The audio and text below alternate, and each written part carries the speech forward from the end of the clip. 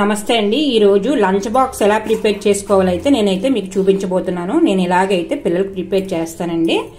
ఒక కప్పులో రైస్, ఒక కప్పులో అయితే కర్రీ, ఏ కర్రీ చేసుకుంటే ఆ కర్రీ అండి। నేను ఈ రోజు అయితే రెండు కర్రీలు అయితే నేను తయారు చేశానండి। ఇవన్నీ కూడా మనం ఈ కప్స్ అయితే మనం ప్రిపేర్ చేసుకొని ఈ కర్రీలు అయితే మనం ఇలా అయితే పెట్టుకోవాలి। రెండు కర్రీలలో ఒక కర్రీ ఉన్న కంపల్సరీ ఒక పప్పు అయితే మనం ఏదో ఆకుకూర పప్పు కంపల్సరీగా పిల్లలకు పెట్టాలి। ఒక రోజు ఇలా లంచ్ ప్రిపేర్ చేసుకోండి।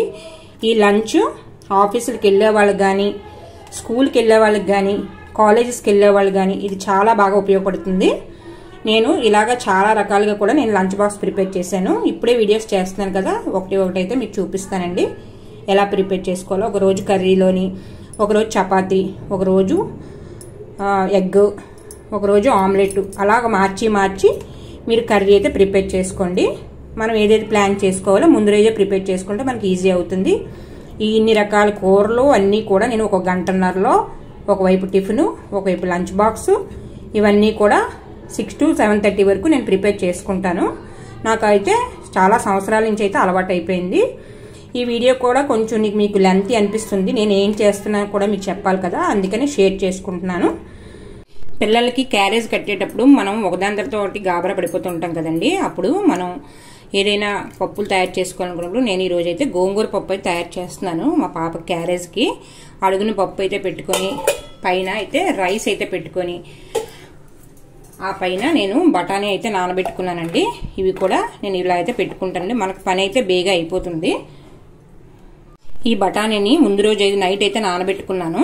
ఇప్పుడు మరి ఉడకబెట్టుకోవడానికి మళ్ళీ వేరేగా కాకుండా ఒకసారి పని అయిపోవడానికి నేను ఇవైతే ఇలా 3 పెట్టుకున్నానండి। మనకు పని అయితే సులువుగా అయిపోతుంది, ఉదయాన్నే టైం ఉండదు కదండి, అప్పుడు మనం ఇలా పెట్టుకున్నామంటే సరిపోతుంది। ఒక పక్క అయితే కుక్కర్ పెట్టుకున్నాం కదా, ఇంకో పక్క అయితే కర్రీ అయితే ప్రిపేర్ చేసుకుంటానండి। ఈ రోజు అయితే 2 కర్రీలు అయితే లంచ్ బాక్స్ అయితే నేను పెడుతున్నాను। ఇందాక బఠానీలు కుక్కర్లో అయితే ఉడకబెట్టుకున్నాం కదా, ఇవి ఇలాగా పోపు పెట్టుకొని మనం కారం అవి వేసుకొని ఇలా ఫ్రై చేసుకుంటే సింపుల్గా అయితే అయిపోతుందండి। కొంచెం సాల్ట్, వీళ్ళకి పిల్లలు అయితే కారం ఎక్కువ తింటారు కదా, ఇలా పోపు పెట్టుకొని మనం లైట్గా వేసుకుంటే సరిపోతుంది, వాళ్ళకి కారం ఎక్కువ అవ్వకుండా టేస్ట్ అయితే ఉంటుందండి ఈ కాబూలీ శనగల కూర అయితే। 2 కర్రీలు అయితే ప్రిపేర్ చేసుకున్నాం కదా, ఇప్పుడు పప్పు, గోంగూర పప్పు ఎలా తయారు చేసుకోవాలో అయితే మీకు చూపిస్తానండి। కొంచెం ఇందులో ఆయిల్ అయితే వేసుకొని మనం ఇందులోకి పోపులు, పచ్చిమిర్చి, ఎండుమిర్చి ఇవన్నీ బాగా వేగిన తర్వాత ఇలా అయితే వేగాలండి బాగాను। ఈ పోపు బాగా వేగిన తర్వాత ఇందాక గోంగూర అయితే కడిగి పెట్టుకున్నాను కదండి, ఇది ఇలా అయితే వేసుకోవాలి। ఇది బాగా దగ్గర పడినంత వరకు కొంచెం మూత పెట్టి సిమ్లో పెట్టుకోవాలి। కూర బాగా ఉడికిన తర్వాత అందులోకి కొంచెం వాటర్ అయితే వేసుకోవాలి। ఈ వాటర్ కూడా వేసిన తర్వాత మనం మళ్ళీ అయితే స్టవ్ హైలో పెట్టుకొని కొంచెం మళ్ళీ ఇందులోని ఇలా కలుపుకొని మళ్ళీ ఒక 10 నిమిషాలు అయితే పక్కన పెట్టు। ఈ గోంగూర బాగా ఉడికిన తర్వాత ఇందులోకి కొంచెం పసుపు, కొంచెం ఉప్పు అయితే వేసుకొని ఈ గోంగూర బాగా ఉడికిన తర్వాత ఇది ఉడకబెట్టుకున్న కందిపప్పుని అయితే మనం ఇలాగైతే వేసుకోవాలి।